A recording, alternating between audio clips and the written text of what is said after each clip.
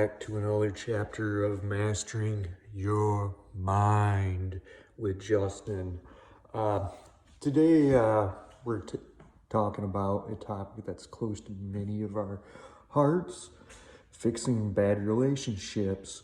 Whether it's friends you've been fighting with, or family members you've been growing distance from, or an ex you're hoping to rekindle this thing with. Relationships can be tough, but they're worth fighting for.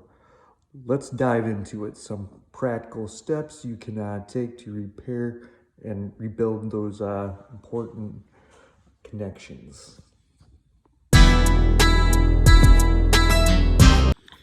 Okay, first things first. Before you can repair a relationship, you need to understand what went wrong. So take some time and reflect on these scenarios. Question 1, what caused the fallout? Ask yourself, what caused the fallout? Okay, question 2, what role did each person play in the conflict? Okay, what role did each person play in the conflict? Are there patterns, are recurring issues?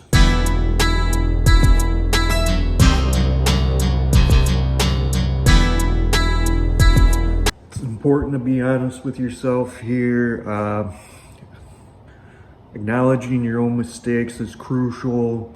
And remember, fixing relationships isn't about assigning blame, it's about finding a path forward. Once you've reflected on the issues, the next step is to communicate. Reach out to one another and let them know that you'd like to talk. Choose a time and place that feels safe and comfortable for you both.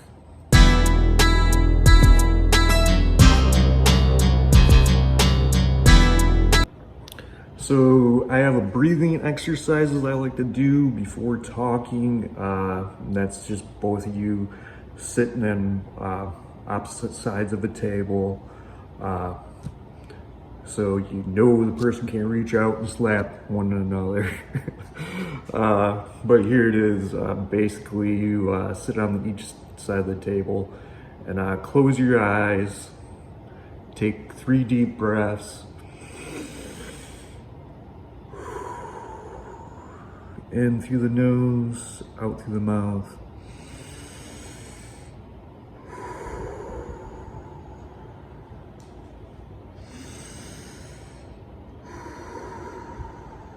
Now open your eyes and take 3 more deep breaths and make eye contact and sync your breaths together. Do this for about a minute or two of having your breath syncs together. This is incredibly calming, so it helps calm the situation down. It helps you feel connected. And after you get the breathing down, where they're in sync, get the rest of your body language down to where the rest of your body language is in sync. Now it's time for the conversation. Focus on expressing how you feel rather than what the other person did wrong. Use I statements like I felt hurt when, instead of you always did blah. This keeps the conversation from turning into a blame game and helps the other person understand your perspective. And don't forget to listen. Sometimes simple hearing each other out without interruption or judgment can clear up a lot of misunderstanding. I like to pass a talking stick around when there's severe conflict, so there's no interruption. You don't say anything unless the stick's in your hand.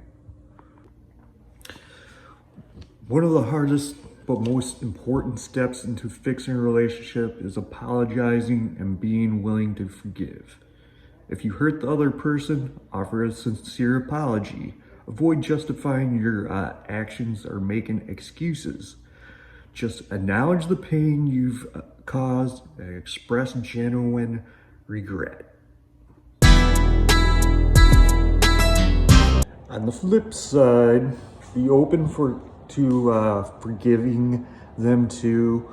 Holding on to resentment will only keep you stuck in the past. Remember, forgiveness doesn't mean forgetting or excusing bad behavior. It means you're choosing to let go of anger and move forward.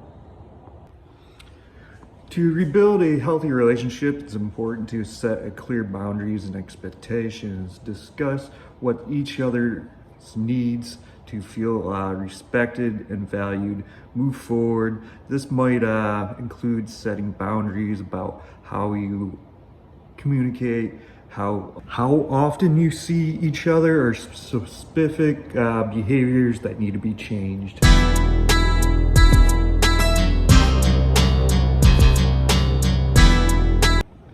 Be clear, but also be willing to compromise. The goal is to create a space where both of you feel safe and respected.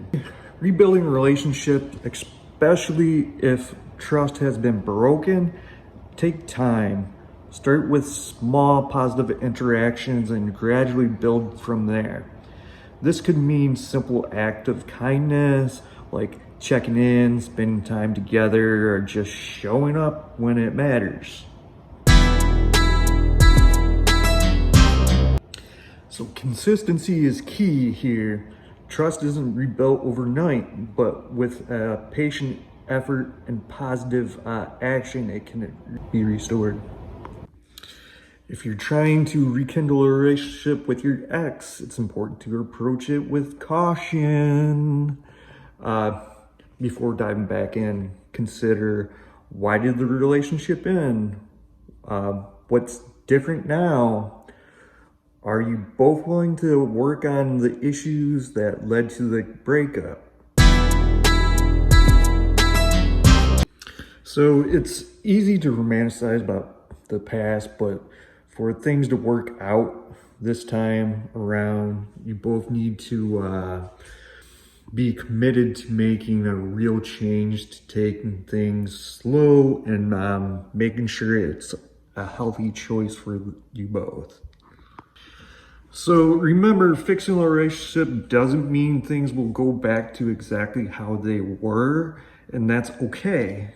Sometimes the goal is to create a new, better version of the relationship that works for who you both are now.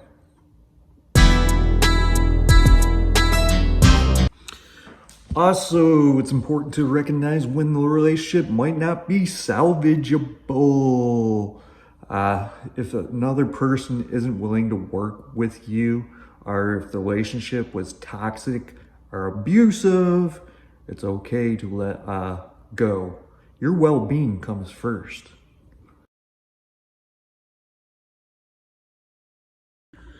Relationships are worth the effort. All right, but they take work from both sides. By reflecting, communicating openly, apologizing, setting boundaries, and taking small steps to rebuild trust, you can repair and even strengthen your connections with those you care about. Now, if you found this video helpful, please like, subscribe, and hit that notification bell so you never miss a new video. And drop a comment below. One thing you've done to fix a relationship that made a big difference. Thanks for watching, and remember, it's never too late to make things right.